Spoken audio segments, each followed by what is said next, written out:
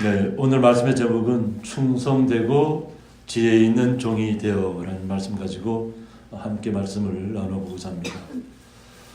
나라의 부름을 받은 젊은 국군들은 충성을 맹세하죠. 국기에 대한 충성을 맹세하는데 이것은 나라에 대한 충성입니다. 나라에 대한 충성이고 경례한다는 것을 보면 군인들 입장에서는 굉장히 절도 있어야 되고 모든 각이 딱 맞춰져 있어야만 됩니다. 그만큼 군에서 복무하는 분들은 그만큼 철저하게 규칙적이고 절제된 그리고 마음은 분산되지 아니하고 한 곳으로 향해서 어떻게 보면 저희들이 이렇게 평안하게 예배할 수 있는 이 모든 것도 국군 용사들이 잘 지키고 있는 것 때문에 그렇습니다. 나라를 잘 방비하고 있고 자신들을 헌신하면서까지도 자신들의 것을 내어놓으면서까지 충성되게 하고 있기 때문에 저희들이 이렇게 평안하게 예배할 수 있는 시간들이 저희들에게 주어졌습니다. 그래서 이 충성에 대한 이렇게 그것을 찾아봤더니까 국민 또 시민들이 자신들의 국가나 군주에 대해서 소유되거나 자유로 바치는 충실함, 신의라고 이렇게 표현하는데 영어로는 엘리전스라고 이렇게 표현합니다. 그만큼 충성은 나라에 대한 충성도 되지만 오늘 저희들이 살펴볼 말씀의 충성은 하나님에 대한 충성입니다. 하나님에 대한 충성은 어떤 모습으로 나타나야 되는지 살펴볼 것이고 저희들 여기 보면 말씀에 보면 지혜에 대해 나오는데 지혜도 어떤 일이나 대상이 가진 근본적인 성질이나 속성을 바르게 깨닫고 판단하는 힘이라고 합니다. 그래서 그러나 오늘 지혜에 대해서 나오는데 아는 것이 많다고 해서 지혜가 있는 것은 아니라고 얘기합니다. 그래서 저희들은 지혜하면 성경 인물은 누가 떠오르죠? 네, 솔로몬 왕이 떠오릅니다. 하나님이 인정하신 지혜로운 왕입니다. 근데 이 지혜가 누구에게로부터 왔어요? 하나님에게서 옵니다. 그러니까 우리에게서 우리가 알고 이렇게 배우는 것은 지식이라고만 표현하는데 지혜는 하나님에게서 오는 것입니다. 하나님에게서. 그래서 우리 성도님들이 이 말씀을 들으면서 깨닫는 이 모든 것이 다 지혜로운 것입니다. 지혜로운 모습이에요. 그래서 오늘 본문에서 예수님께서 충성되고 지혜 있는 종이 되어라고 했습니다. 충성되고 지혜로운 종이 누가 될 것인가 하는 겁니다. 그래서 주인에게 그 집 사람들을 맡아 때를 따라 양식을 나눠줄 자가 누구냐 하고 얘기하고 있습니다. 때를 따라 양식을 나누어줄 자가 누구냐. 이건 영의 양식도 되고 육의 양식도 다 해당됩니다. 그만큼 주님을 영접한 모든 분들은 함께 떡을 떼는 일, 서로 교제하는 일, 서로 나누는 일에서 자신의 것을 다 드렸습니다. 그러니까 많이 가지고 있고 적게 가지고 이런 것을 따지는 것이 아니라 자신이 가지고 있는 마음에서부터 내어놓을 수 있는 것을 내어놓고 그것을 함께 나눴다는 거죠. 동일하게. 이것이 어쩌면 나눔의 어떤 철학입니다. 하나님께서 우리에게 주신 그 나눔이라는 것은 많은 사람은 많이 누리라고 하는 것이 아니라 많이 가진 사람은 그만큼 자신의 것을 그만큼 내어놓아서 자신보다 적게 가진 사람에게 공평하게 나눌 수 있도록 그래서 어느 하나 불편부당한 일이 없도록 공정하고 정말 이렇게 누가 봐도 다 인정해 줄 수 있는 억울함이 없는 이런 것을 갖다가 적당하게 잘 나눌 수 있는 분배할 수 있는 것을 갖다가 우리는 오늘 말씀을 통해서는 지혜롭다고 얘기할 수도 있겠습니다.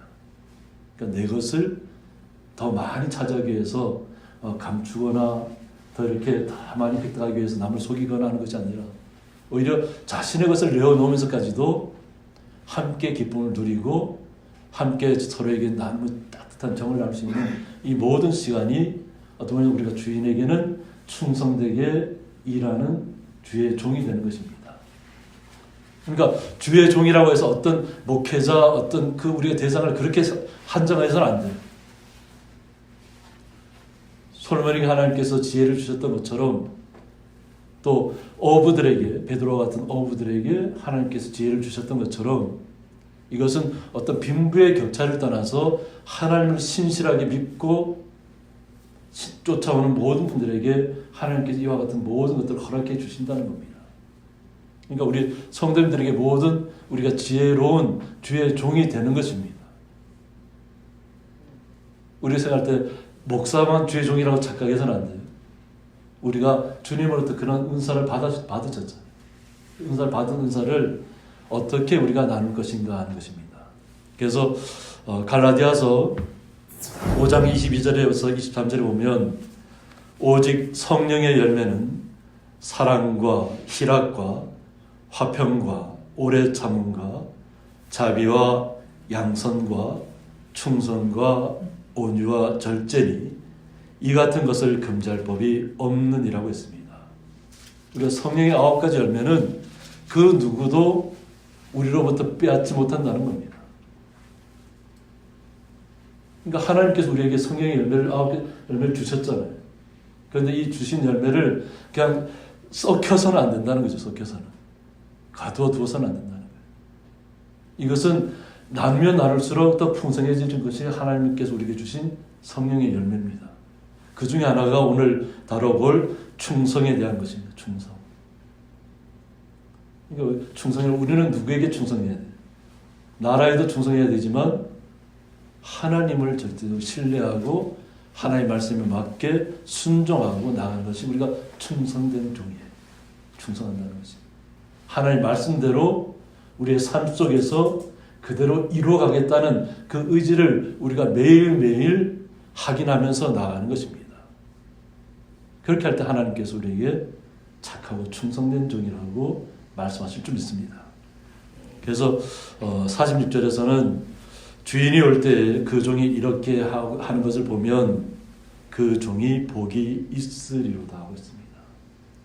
주님께서 우리에게 맡겨주신 역할들, 달란트를 우리가 잘 활용하고 있으면 하나님께서 오실 때가 딱 되었을 때 정말 충성되게 일했다. 우리를 보듬어 주시고 안아주실 것이라는 거죠. 그러니까 하나님께서는 우리에게 어떤 다른 사람에게 보이기 위한 뚜렷한 업적을 나타내는 것이 아니고 하나님에게 보여져야 돼요. 하나님에게. 나의 마음이 하나님에게 상달되는 것이 가장 중요합니다. 하나님께서 모든 것이 하나님의 은혜라고 얘기하는 건 뭐냐면 보통 우리가 흘리고 땀 수고하고 땀 흘리잖아요. 그죠? 우리가 떡을 떼고 나누는 그 모든 것도 따지면 우리가 수고해야 되는 것이잖아요. 그런데 이것이 다 하나님으로부터 왔다는 것을 우리가 알면서 그 마음을 가지고 하면 정말로 우리가 상처를 받잖아요.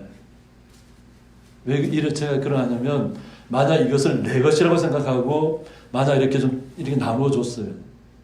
그런데 이 받은 사람이 나에게 갚아주질 않네. 그러면 어떻게 돼요? 내 마음이 그 사람에 대한 신뢰가 져버리고 뭔가 그 사람에 대해 불신이 생기고 그 사람을 잘못된 시각으로 바라볼 수 있어요.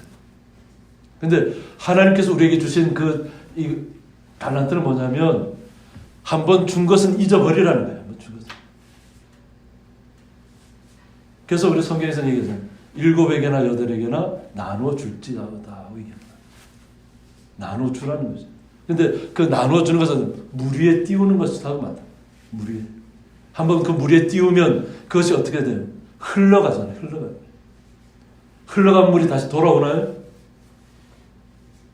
우리가 준 것은 그냥 우리가 준 것으로 끝나야 돼요.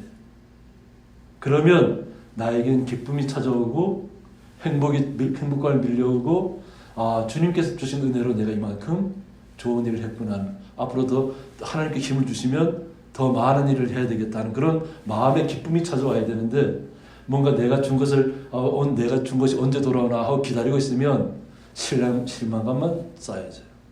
그러니까 그런 것을 우리에게 하나님께 요구하시는 것이 아니라 그냥 준 것은 준 것에서 끝나라는 거예요. 그러면 하나님께서는 더 놀라운 것으로 우리에게 채워주시고 더 많은 것을 나눌 수 있도록 우리의 힘을 더하신다는 거죠. 그러니까 하나님의 놀라운 능력이에요. 오히려 나누면 나눌수록 나에게 더 풍성함이 찾아온다는 거예요. 우리 성도님들이 그 기쁨을 주님 앞에 이 말씀을 통해서 드리고 있는 것이에요. 말씀을 듣고 끝나는 것이 아니라 이 말씀이 나에게 생명이 되어서 우리의 삶 속에 돌아갔을 때에 더욱더 충성되이 나의 것을 나눌 수 있는 마음, 그것을 많이 나누라는 의미가 아니에요. 우리가 가진 것 안에서, 내가 나눌 수 있는 것 안에서 하라는 것이에요. 적게 가진 분은 적게 나누시면 되고, 많이 가진 분은 많이 나누시면 돼요. 그러면 하나님께서 거기에 계속해서 채워주신다는 거죠. 흘러 넘치도록. 그래서 주님께서 왔을 때, 정말 복된 나의 자녀라는 그 칭호를 우리 성도님들이 날마다 받으실 그 준비를 하고 그런 마음으로 나가셔야 될 줄 믿습니다. 그래서 마가복음 10장 44절에 보면 너희 중에 누구든지 으뜸이 되고자 하는 자는 뭐라고 말씀하시죠? 모든 사람의 종이 되어야 하리라. 으뜸이 되고자 하는 자는 모든 사람의 종이 되어야 하리라. 그만큼 우리의 마음을 낮춰야 한다는 얘기예요. 내가 무언가를 했다고 해서 거기에 보상을 당장 보상을 받는 것이 아니라 나의 드린 것은 아주 적은 것에 불과합니다. 그러나 이것이 잘 사용될 수 있도록, 또 받아들이는 분들이 또 기쁨을 받아들일 수 있도록 기도하는 마음으로 우리는 나누어야 됩니다. 섬기는 자로 나타나야 됩니다. 그러면 주님의 나라에서는 으뜸의 자리로 나아갈 수 있다는 것이. 그러니까 주님께서는 이 땅에 오셔서 그 모든 것을 우리에게 보여주셨잖아요. 마가복음 10장 45절에서 인자가 온 것은 섬김을 받으려 함이 아니라 도리어 섬기려 하고 자기 목숨을 많은 사람의 대속물로 주려 함이니라고 말씀하고 있습니다. 주님께서 이 땅에 오신 것은 섬김을 받기 위해서 왕 노릇하기 위해서 오지 않으라는 거예요. 섬기러 왔다. 근데 그 섬기는 것이 뭐냐면 자신의 목숨을 우리를 위해 내어놓는 것이라는 거예요. 주님의 목숨을 희생해서 우리의 생명을 살리는 역할을 하시기 위해서 이 땅에 오셨다는 거예요. 그러니까 섬김의 보통 우리 리더십이라고 보통 많이 표현하는데 그 리더십을 몸소 예수님께서 우리에게 보여주셨다고 하는 거죠. 그것을 받아들인 저희들이 거기에 맞게 우리가 주님에게 충성되고 절제 있게 섬기면서 나아가고 있는 것입니다. 그래서 이 47절에 보면 내가 진실로 너에게 이르노니 라고 했습니다. 이건 틀림이 없다는 거죠. 이건 뭐냐면 만약 성도들이, 주의 종들이 이와 같이 하고 있으면 주인이 그의 모든 소유를 어떻게 하신다고, 어떻게 한다고 그랬어요? 맡긴다고, 맡겨. 우리 성도인들이 이것은 어떻게 하냐면 우리가 가진 것을 한번 이렇게 옆에 있는 분들 보세요. 옆에 있는 분 얼굴 한번 마주쳐보세요. 옆에 있는 분 얼굴 마주쳐보세요. 내 것을 주면 줄수록 나의 더 큰 사랑이 돌아옵니다. 주님께서 우리에게 주시는 것이 내가 주면 줄수록 더 기쁜 사랑이 우리에게 채워져요. 이것이 뭐냐면 주님께서 우리에게 채워주시겠다는 거예요. 모든 것을 우리에게 맡겨주신다는 거예요. 정말 적은 것을 맡겼더니까 너무 충성되게 그것을 잘하고 있으니까 하나님께서 너무 기뻐서 더 채워주지 않을 수 없다고 합니다. 계속 채워주시겠다는 거예요.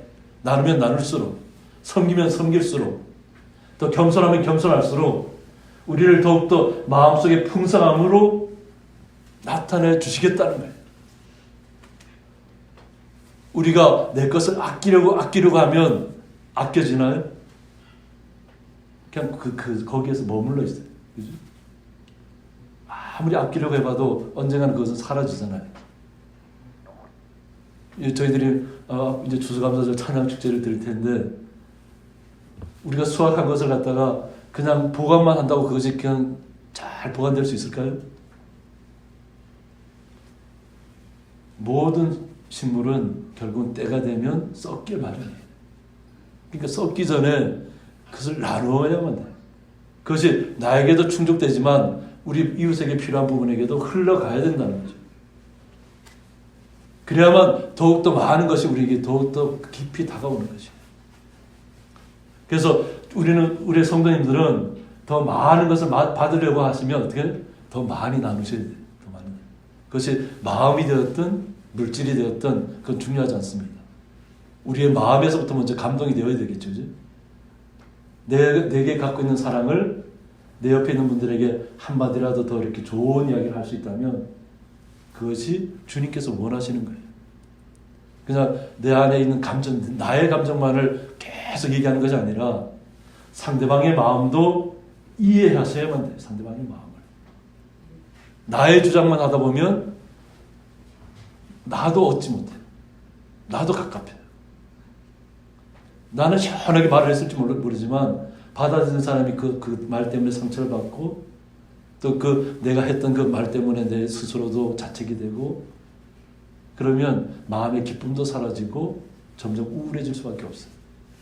그런데 비록 내가 좀 불편부당한 일을 당했다 할지라도 상대방의 입장에 한번 서서 보고 상대방 마음을 헤아려 보고 그리고 그 사람의 마음을 이해할 수 있도록 내가 더 이렇게 잘 대해준다면 나의 마음에 기쁨이 찾아올 것입니다. 우리의 마음속에. 그리고 상대방의 마음도 기쁠 것이고. 그러니까 상대방의 마음도 기쁘면 어때요? 그 기쁨도 또 우리에게로 돌아와요. 그냥 사라지는 것이 아니라. 그러니까 하나님께서 원하시는 것은 우리에게 다 맡겨주신 달란트들이 다 틀리지만 좋은 달란트를 다 주셨어요. 그럼 그 좋은 달란트를 그냥 묵혀두지 마시고 썩혀두지 마시고 쫙 흘려보내시기 바랍니다. 내 옆에 있는 분에게 좀 따뜻한 한마디 말도 하셔도 되고 따뜻하게 한번 손도 잡아줄 수 있는 그런 마음이 돼요. 오늘도 날이 추워서 그런지 굉장히 손이 막 시리네. 그만큼 더 따뜻한 마음도 따뜻한 손길이 필요한 시기입니다. 그런데 저희들이 또 살펴볼 것은 뭐냐면 우리가 혹시라도 잘못된 판단을 할 수도 있어요. 하나님께서 우리에게 포도원을 맡겨주셨는데 그 포도원을 내 것인 줄 착각하면 안 된다는 것이. 잘못된 판단을 하게 되면 우리가 하나님과의 관계가 완전히 그냥 극과 극으로 가는 그런 삶을 살 수밖에 없습니다. 48절에 보면 만일 그 악한 종이 마음에 생각하기를 주인이 더디 오리라 하여 라고 했습니다. 주인은 우리 포도원을 맡겨주셨으면 그 포도원의 결실의 때가 되면 찾으러 오시잖아요. 그죠? 그것을 다 달라고 하는 것이 아니라 우리에게 하나님께서 하나님께서 주신 것이잖아요. 그것을 일부러 받으러 오시는데 이 종들이 보면 악한 마음을 가졌다는 것이. 생각해보니까 우리가 포도원 비유를 들었지만 오지 않을 것 같다는 거예요. 생각해보니까 빨리 안 올 것 같다는 거예요. 우리의 삶 속에서도 항상 종말의 때를 이야기하지만 그 종말은 그냥 우리가 측정할 수 있는 시간들이 아니에요. 때가 악하기 때문에 그와 같이 우리가 느끼는 것이고 그 시기와 모든 것들은 우리의 생각대로 되어지는 것이 아니에요. 우리는 현재에 충실하면 돼요. 현재를 기쁘게 살아가고 나눌 수 있을 때 나누고 그냥 우리가 좋은 것을 계속해서 베풀 수 있으면 베풀 수 있을 때 베풀어야 되는데 그것을 어느 한순간 주님께서 재림하신다고 했는데 아마 우리 시대에는 오지 않을 거야. 그런 마음을 딱 정하고 그냥 내 하고 싶은 대로 다 해야 되겠다 생각하면 결국은 재앙으로 우리에게 다가올 수밖에 없습니다. 그래서 그런 마음을 가지고 40절에 보면 동료들을 때리며 라고 했습니다. 자신의 동료들을 때린다고 해요. 자신의 주변에 있는 사람들을 우리가 때릴 수 있나요? 그런데 마음을 악하게 먹었다는 심판의 때는 아직도 멀었고 내가 살고 있는 시대는 없을 거라는 생각을 갖고 있고 아무리 우리 주님께서 오신다고 하지만 우리 스스로 생각해서 내 때는 오지 않을 거야 라고 생각하고 그냥 막무가내로 살아간다고 하는 거죠. 내 하고 싶은 대로 때리고 동료를 때린다는 것은 얼마나 가슴 아픈 일이에요. 근데 때리면서 자신들이 유익함을 얻었다고 스스로 착각하고 있다는 거예요. 잘못된 판단을 가지고. 그리고 술 친구들과 더불어 먹고 마시게 되면 이 땅에서 그냥 흥청망청 그냥 취하면서 그냥 자신의 어떤 육체의 어떤 기쁨만을 쫓아간다고 하는 거죠. 육체의 기쁨만. 우리 성경을 보면 왕들에 대해서는 특별히 그렇게 얘기합니다. 술을 쳐다보지 마라. 포도주를 쳐다보지 말라고 얘기해요. 왕들은 이 모든 정사를 잘 해야 되잖아요. 취해 있으면 안 된다고. 혼미해져 있으면 안 된다고. 그런데 모든 역대 왕들이 보면, 역사의 기록들을 보면 술 취하고 방탕한 왕들, 혼미해진 왕들이 결국 나라를 망쳐버리는 거예요. 그 백성까지 망하게 하는 거예요. 근데 그냥 자기의 주변 사람들과 그냥 흥청망청 술 마시고 잔치하고 그냥 주님의 때는 오지 않을 것이라고 그냥 우리 마음껏 한번 해보자는 것이죠. 이런 생활들이 계속되고 있다고 생각하면 우리가 어떻게 대비해야 될까요? 예레미야 5장 30절에 보면 이 땅에 무섭고 놀라운 일이 있도다 하고 있습니다. 이 땅에 뭐가 있다고요? 놀랍고 무서운 일이 있다는 거예요. 예레미야 선지자를 통해서 말씀하신 거죠. 그 놀랍고 무서운 일이 뭐냐면 31절에서 선자들은 거짓을 예언하며 라고 했습니다. 하나님의 말씀을 온전하게 선포하고 전해야 될 선지자들이 거짓을 예언하고 있다는 것이죠. 하나님께로 돌아오지 않으면, 하나님의 말씀대로 살지 않으면 이 나라를 결국 나라도 빼앗기고 너희들이 포로로 잡혀갈 것을 이야기하고 있음에도 불구하고 그렇지 않다고 합니다. 예레미야 선자가 눈물의 선자잖아요. 하나님께서 말씀을 전하라고 하니까 그대로 전했는데 왕 주위에 있는 모든 거짓 선자들이 어떻게 얘기했어요? 그렇지 않다는 거죠. 하나님께서 이 나라를 지켜주시기 때문에 평화가 계속 지속될 것만을 이야기하고 있어요. 깨달으라고 얘기함에도 불구하고 깨닫지 못한다는 거죠. 평화가 얼마나 좋은 것인가요? 그러나 그 평화가 우리가 절제하지 아니하고 우리가 하나님 앞에 충성되지 않고 우리의 마음껏 이 세상에 누리고 싶은 것을 다 방탕하게 누리면서 이루어지시는 것이 평화가 아니에요. 자신만의 그 쾌락이고 자신만을 위한 안위밖에 안 돼. 근데 그것이 나라를 망치고 백성을 굶게 하고 백성을 피탄에 빠지게 한다는 거죠. 그런데 선자들이 하나님의 말씀을 온전하게 선포해야 될 선자들이 거짓말로 사람의 길을, 사람의 마음을 그냥 그 당장 눈앞에 있는 자신보다 권위가 있다고 생각하는 그 왕과 권력자들에게 아부하고 있는 것이 거짓말. 하나님께서 하지 않은 이야기를 하는 거예요. 그리고 제사장들은 자기 권력으로 다스리며 라고 했습니다. 하나님 앞에 온전하게 번제를 드리고 하나님 앞에 제사해야 될 제사장들조차도 스스로 권력이 되었다는 거예요. 스스로 권력이 되었다. 섬기는 자로 백성들에게서 그 마음을 가져오면 그 백성들이 드리는 번제물과 그 마음을 하나님 앞에 다 아뢰는 역할을 해야 되는 것이 제사장이잖아요. 근데 그 아뢰는 역할을 해야 할 제사장들이 자신들이 스스로 권력자가 되었다는 거예요. 권력자.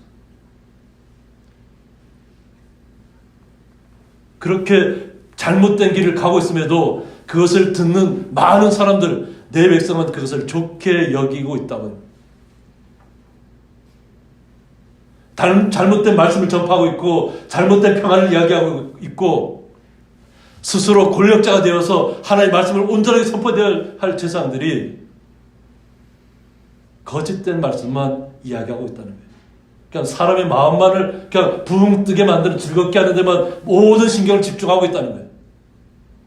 그런데 많은 그와 같은 백성들이 그것을 좋게 여기고 있다는 거예요. 좋게 여기고. 하나님의 말씀이 아님에도 불구하고 그냥 자신들의 마음과 육체 이런 것을 그냥 기분을 좋게 해주는 말만 해주면 그냥 붕 떠서 자신들도 그냥 그 권력자를 그냥 받드는 것처럼 그렇게 하고 있다는 거예요.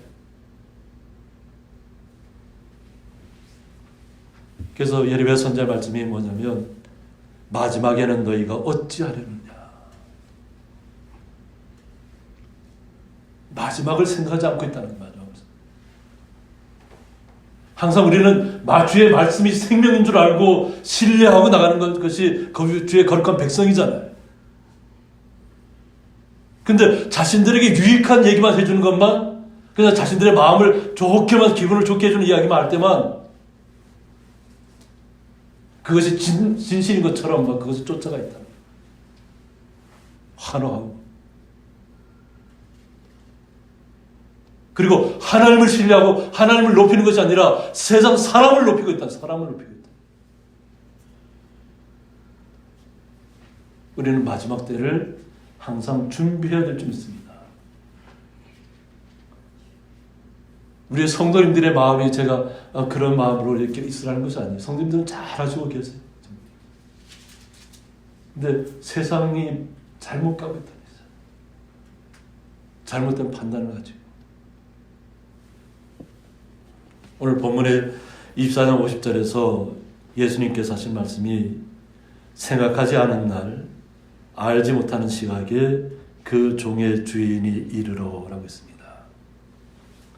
우리가 생각하지 않은 때에 알지 못하는 시각에 주님께서 오신다는 얘기예요. 우리가 알게 오는 것이 아니에요. 그때 오셨을 때는 그 종의 주인이 이르러 51절에서 엄히 때리고 외식하는 자가 받는 벌에 처하리라고 했습니다. 엄중하게 주님께서 처벌하시겠다는 거예요. 외식한 자들, 거짓 평화를 이야기한 자들, 권력자들에게 아부한 자들. 그러고 나서 그때가 되면 거기서 슬피 울며 이를 갈리라 했습니다. 슬피 울며 이를 갈리라. 이것은 어떤 얘기냐면 그와 같이 세상 속에서는 어떤 권력과 부와 명예와 또 거짓 선자와 제사장들조차도 그와 같은 불의에 속해 있었잖아요. 그런데 마지막 때가 되어도 깨닫지 못한다. 오히려 분통하다고 생각한다는 거예요.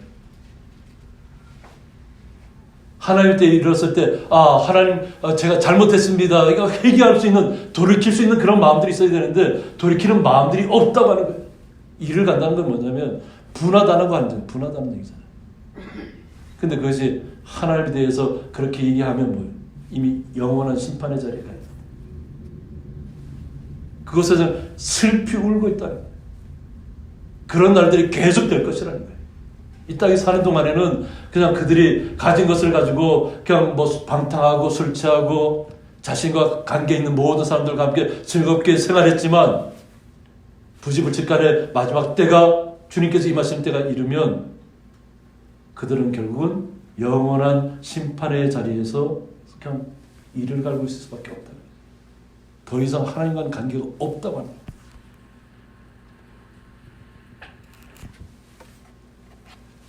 다니엘 8장 23절에 보면 이 내 나라 마지막 때에 반역자들이 가득할 즈음에 한 왕이 일어나리니 라고 말씀하셨습니다.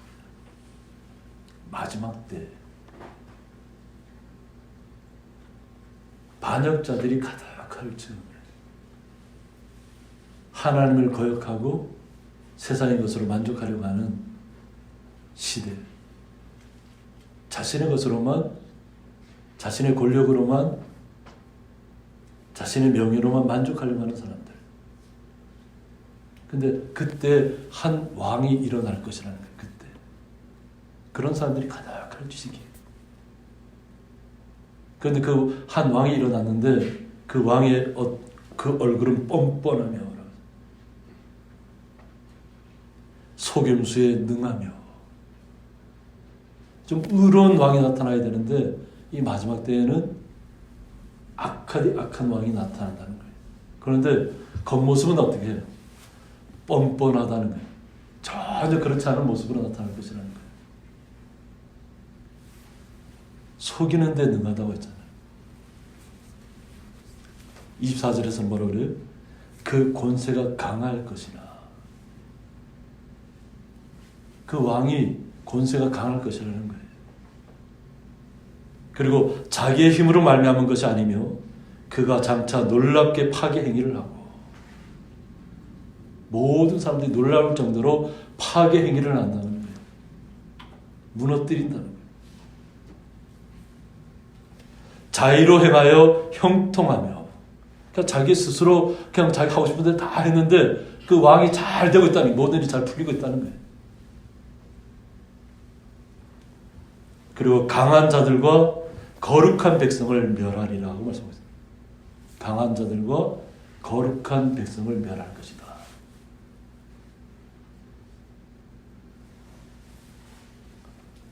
(25절에서는) 그가 꾀를 베풀어 제 손으로 속임수를 행하고 마음에 스스로 큰 채하며 라고 했습니다. 스스로 마음이 높아졌다는 얘기죠.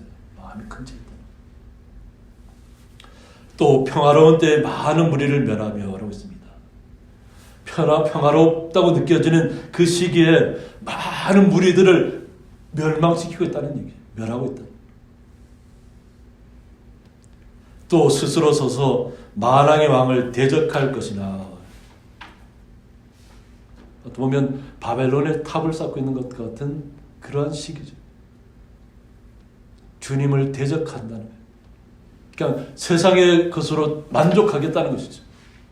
그러니까 하나님의 나라를 믿지 못하는 왕이죠. 어떻게 보면 그냥 세상적인 왕권을 가지고 있고 자기가 속임수를 하든 어떻게 하든 사람들을 속였든 자신이 갖고 있는 왕권을 통해서 많은 나라들을 멸망시키는 자리로 이끈다고 하는 거예요. 그리고 자기의 권세가 계속 될 것처럼 이야기하고 있다는 거예요. 그러면서 하나님을 대적한다. 하나님을 대적한다. 그러니까 세상에는 자신이 최고라고 생각하는 거죠. 하나님을 알지 못하는 사람은 그냥 세상의 권력으로 취할 수밖에 없는 것이죠. 그런데 그가 사람의 손으로 말미암지 아니하고 깨지리라고 했습니다. 정말 자신이 모든 것을 가진 그런 최고의 자리에 있다고 생각했는데 사람의 손으로 무너진 것이 아니라 주님의 손에 의해서 결국 무너질 것이라. 사람의 손으로 말미암지 않는다. 결국 이 땅에서 깨질 것이다.